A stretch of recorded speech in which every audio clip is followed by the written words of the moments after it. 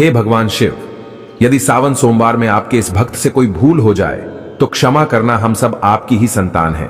और जो इस वीडियो को लाइक करें उसके दुख दर्द और गरीबी को दूर कर देना। लाइक जरूर करें। सावन की हार्दिक शुभकामनाएं।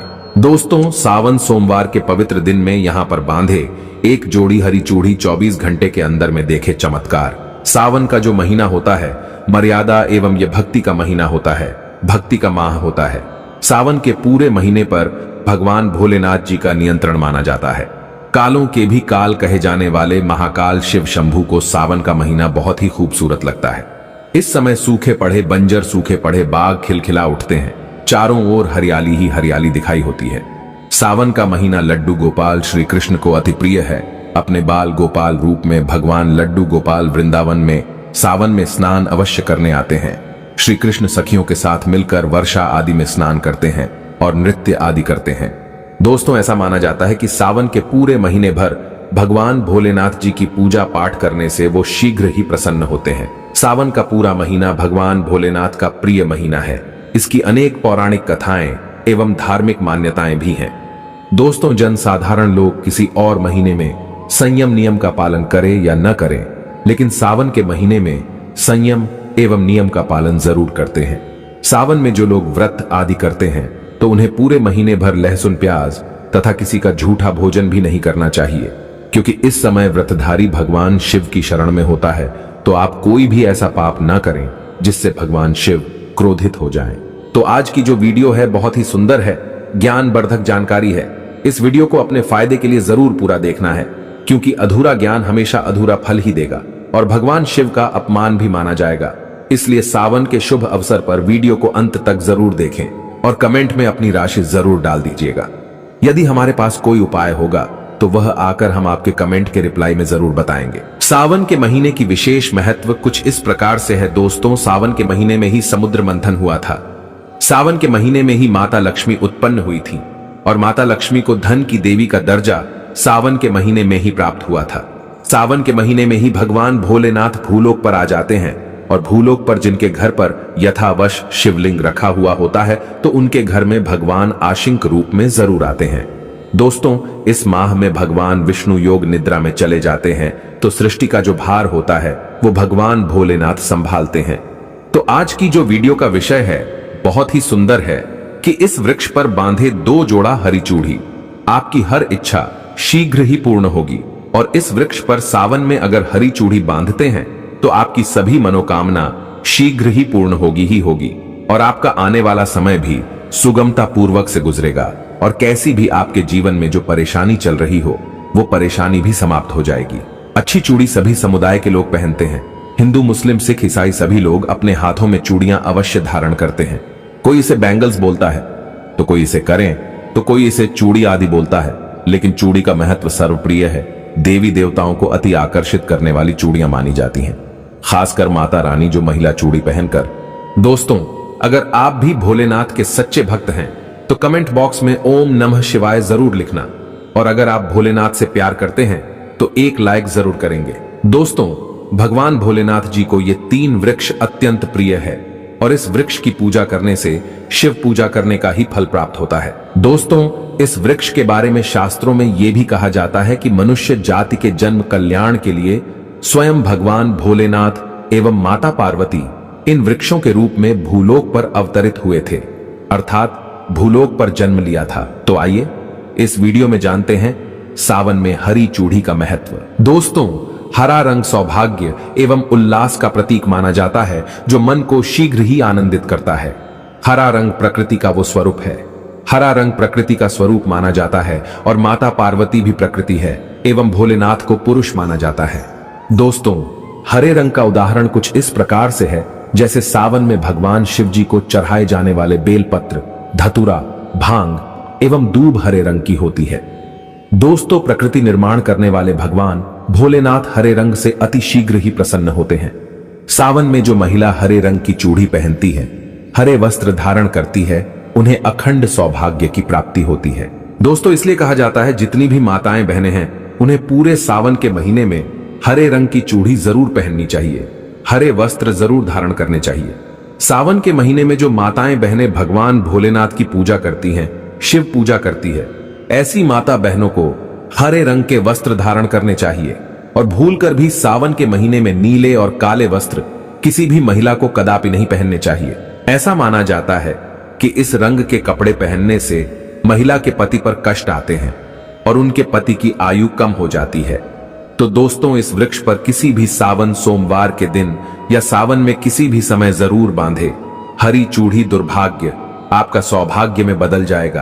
कैसी भी आपके ऊपर परेशानी हो, गरीबी हो, कष्ट हो, कर्ज हो, तकलीफ हो, जीवन में जो परेशानी हो, वो सारी समस्याएं समाप्त हो जाएंगी।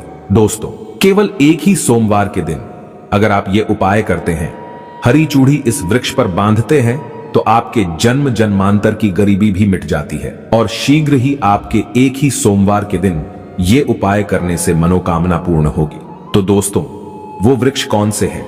आइए जानते हैं। प्रथम वृक्ष है शमी का वृक्ष। शमी के वृक्ष के बारे में ध्यान से सुनिएगा। तो शमी का वृक्ष माता पार्वती का एवं भगवान भोलेनाथ जी का मिश्रित स्वरूप कहा जाता है। इसलिए दोस्तों, शमी के वृक्ष को उमा महेश्वर वृक्ष भी कहा जाता है। पूरे सावन भर शमी के वृक्ष पर माता पार्वती एवं भगवान भोलेनाथ जी का वास माना जाता है। सावन के महीने में गोधूली बेला पर प्रदोष काल के समय अर्थात दोस्तों जब न ही दिन हो और न ही रात अर्थात संध्या काल के समय, तो इस वृक्ष को संध्या काल के समय में, गोधूली बेला में या फिर प्रदोष समय में इस वृक्ष को छूने से पाप दोष कष्ट एवं परेशानी केवल सावन के महीने में छूने मात्र से समाप्त हो जाती है। दोस्तों, सावन के पवित्र महीने में अगर शमी वृक्ष की जड़ पर कच्चा दूध डाला जाए तो भगवान शिव शीघ्र ही प्रसन्न होते हैं एवं माता पार्वती का ढेर सारा आशीर्वाद प्राप्त होता है। दोस्तों, शमी के वृक्ष का महत्व कुछ इस प्रकार से है। भगवान राम रावण पर आक्रमण करने के पूर्व भगवान राम ने शमी वृक्ष की पूजा की थी और पांडवों ने अपने दिव्य हथियार भी शमी के वृक्ष के नीचे में दबाए थे। शमी का वृक्ष जिस घर में लगा होता है उस घर का कल्याण हो जाता है और उस घर में सभी प्रकार के भौतिक सुख वास माना जाता है। तो दोस्तों, सावन के किसी भी सोमवार के दिन शमी वृक्ष पर उमा महेश्वर का ध्यान करते हुए 2 जोड़ी हरी चूड़ी एवं हरे रंग का रिबन जरूर बांधना चाहिए या फिर हरे कलर का जो भी आपको श्रृंगार आदि मिल जाए वो आपको जरूर बांधना चाहिए, जैसे कि हरे रंग की मेहंदी, हरे रंग की बिंदी आदि या हरी चूड़ियां जरूर बांधनी चाहिए। दोस्तों, कैसी भी आपकी मनोकामना हो वो एक ही बार में पूर्ण हो जाएगी, क्योंकि इस खास समय पर यानी सावन के समय में भगवान शिव खास तौर पर वास करने आते हैं धरती पर और शमी के वृक्ष में स्थायी रूप से वास करते हैं। शमी का वृक्ष छूने मात्र से आपकी मनोकामना शीघ्र ही पूर्ण हो जाएगी। पूरे सावन भर अगर शमी के पत्ते भोलेनाथ जी को उनकी पूजा में चढ़ाते हैं तो इससे अष्ट लक्ष्मी आपके घर में वास करती है। आपके घर में कैसी भी गरीबी हो, दरिद्रता हो, दुख हो, परेशानी हो, गरीबी हो, बीमारी हो, सब समाप्त हो जाती है और पूर्ण रूप से आपके घर में भौतिक सुख आकर के निवास करने लगते हैं। दोस्तों, दूसरा वृक्ष है धतूरे का वृक्ष। धतूरे का वृक्ष भगवान भोलेनाथ के उग्र रूप काल भैरव के अंश से उत्पन्न हुआ है। ऐसी मान्यता है कि शिवलिंग पर धतूरे के पत्ते या पुष्प फल चढ़ाने से राहु केतु एवं शनि के कुप्रभाव समाप्त होते हैं। धतूरे के वृक्ष पर सावन के किसी भी सोमवार के दिन अगर 2 जोड़ी हरी चूड़ी बांधे तो शत्रुओं से छुटकारा मिलता है एवं शत्रुओं का सर्वनाश होता है। और दोस्तों, सावन सोमवार के दिन धतूरे का वृक्ष छूने मात्र से भगवान शिव आपके घर में दौड़े चले आएंगे। दोस्तों, अगर सावन के किसी भी शनिवार के दिन धतूरे के वृक्ष पर बाबा काल भैरव का ध्यान करते हुए हरी चूड़ी अगर बांधी जाए तो घर से भूत प्रेत बाधाएं सब नष्ट हो जाती हैं, भस्म हो जाती है। एवं छोटे से धतूरे की जड़ अगर घर के किसी भी कोने में छुपा दी जाए या घर में जमीन में गाड़ दी जाए तो भूत प्रेत इत्यादि का वास घर में कभी नहीं होता है। घर से सभी बाधाएं शिव के वास होने से भाग जाती हैं। दोस्तों, जो तीसरा वृक्ष है वो है बेल का वृक्ष। अगर भगवान शिव को बेलपत्र न चढ़ाए जाए तो सावन का व्रत अधूरा माना जाता है और बिना पत्र चढ़ाए ही शिवलिंग पर जल भी व्यर्थ हो जाता है। इसलिए जब भी आप भगवान शिव पर बेलपत्र चढ़ाए तो 5 बेलपत्रों पर उसके ऊपर में श्री राम अवश्य लिखे। इससे भगवान शिव जल्दी और अत्यंत प्रसन्न हो जाते हैं। दोस्तों, सावन में बेल वृक्ष छूने से कई तीर्थों का लाभ मिलता है। सावन में इस वृक्ष को क्यों छूना जरूरी है, आइए जानते हैं बेल वृक्ष की महिमा को। बेल का वृक्ष मैं आप लोगों को कई बार कई कथा में बता चुका हूं कि ये जो बेल का वृक्ष है माता पार्वती के स्वरूप कहा गया है। तो ये वृक्ष माता पार्वती के पसीने से उत्पन्न हुआ है। स्कंद पुराण में बहुत ही स्पष्ट तरीके से बताया गया है।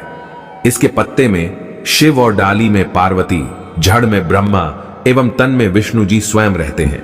संध्या काल में ऐसा माना जाता है कि शिव मंदिर के समीप में जो बेल के वृक्ष है, इसके नीचे में अगर कोई भी व्यक्ति सावन में शाम के समय, वैसे तो इसे डेली जलाना चाहिए, लेकिन अगर सावन के पावन दिनों में शाम के समय अगर भगवान शंकर जी का कोई भी शिव मंदिर है तो उसके किनारे में जो कोई बेल का वृक्ष हो, वहां पर बिल्कुल आप एक घी का दीपक जला दीजिए। इसे बहुत ही उत्तम कहा गया है।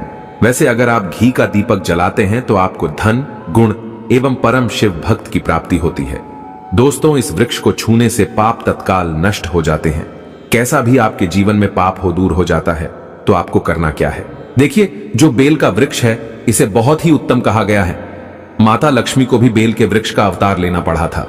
एक कथा के अनुसार इसके बारे में मैं एक कथा भी बता दूंगा कि क्यों माता लक्ष्मी को बेल के रूप में बेल के वृक्ष में अवतरित होना पड़ा था। मैं इसके बारे में भी एक कथा भी